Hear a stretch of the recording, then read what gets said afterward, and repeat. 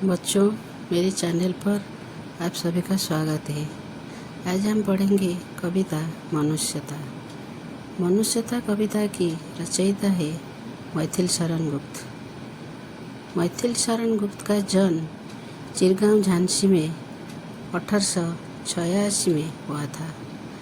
उनकी पढ़ाई घर पर में हुई थी। उन्होंने हिंदी के अलावा संस्कृत, बंगला, मराठी, अंग्रेजी, इस सभी भाषा में उनको अगाध ज्ञान था। उन्होंने बचपन से ही घर पर लिखना शुरू कर दिया था। अपने जीवन काल में वो राष्ट्रकवि नाम से प्रसिद्ध हुए थे।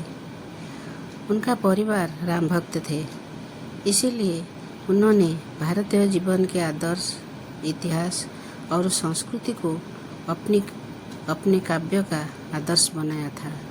स्नेह, प्रेम, दया, उदारता आदि मानवीय भावों को वो अपने साहित्य के माध्यम से उजागर किया था।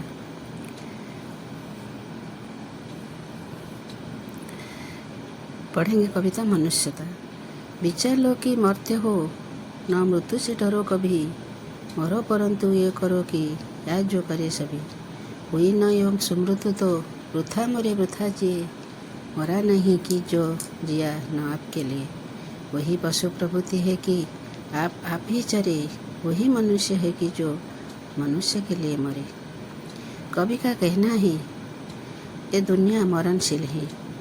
जो ये मर्त्य में जन्म लेता है वो अवश्य मरता है, इसीलिए मृत्यु से डरना नहीं चाहिए। हम ऐसा काम करेंगे, जब हम मर जाएंगे तो लोग हमें याद करेंगे। मरो परंतु ये करो कि याद जो करे सभी।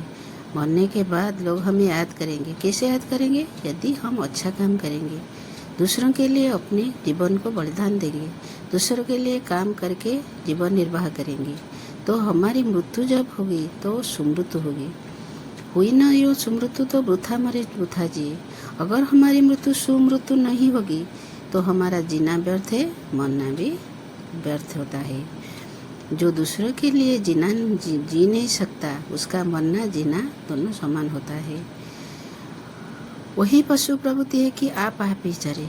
कभी कहते हैं पशु क्या करता है, पशु का प्रवृत्ति क्या होती है ना, वो खाता है, जन्म लेता है, खाता है, बढ़ता है और मरता है।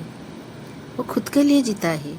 अगर मनुष्य वही काम करेगा तो मनुष्य की प्रवृत्ति और पशु प्रवृत्ति में कोई अंतर नहीं। वो मनुष्य जानवर के समान हो जाएगा। वही मनुष्य है कि जो मनुष्य के लिए मरे। तो मनुष्य कौन है ना, जो मनुष्य के लिए मरता है, जिसके हृदय में मनुष्यता है, मानवता की भावना है, दया क्षमा प्रेम उदारता आदि है, वही मनुष्य होता है।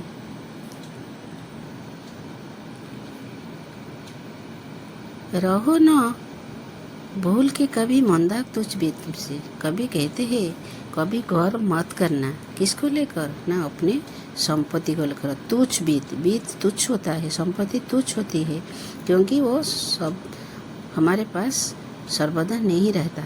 इसीलिए संपत्ति को लेकर गर्व करना नहीं चाहिए। सनात जान आपको करो न गर्व चित्त में।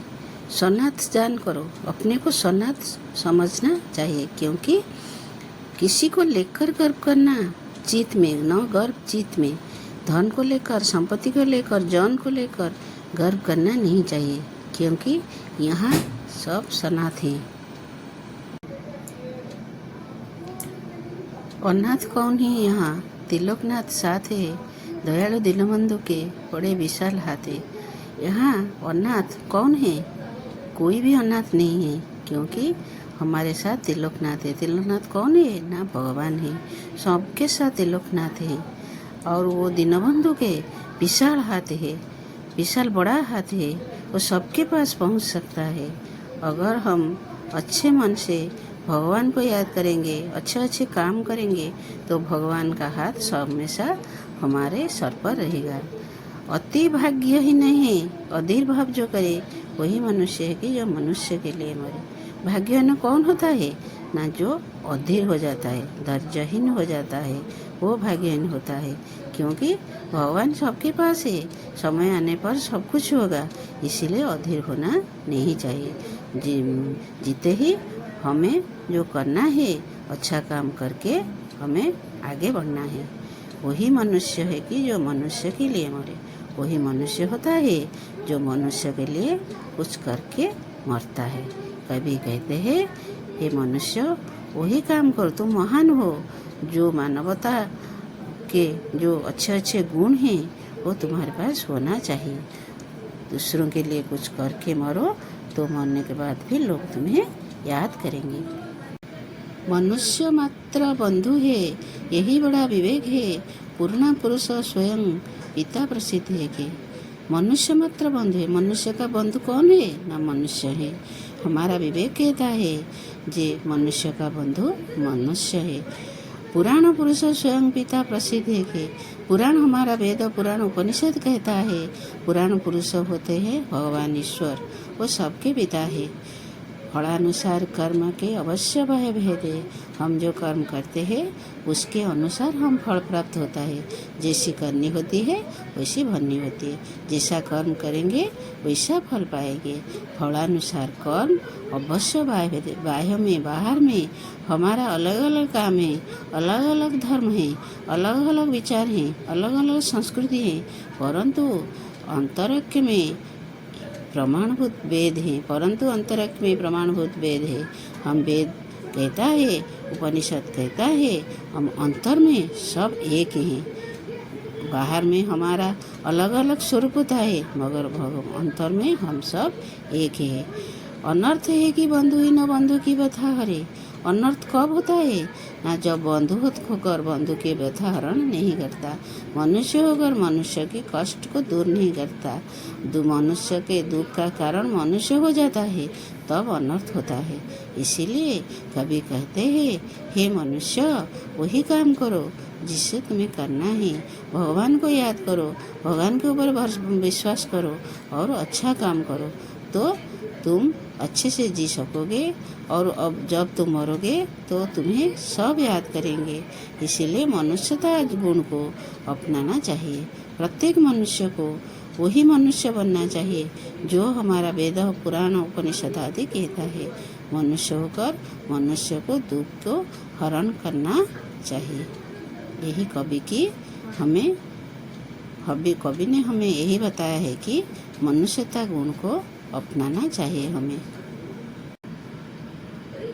बच्चों, इस कविता में कठिन शब्द हैं मार्ग, मरणशील, पशु प्रवृत्ति। पशु का प्रवृत्ति होता है। मंदाक जो गर्भ से अंधा होता है।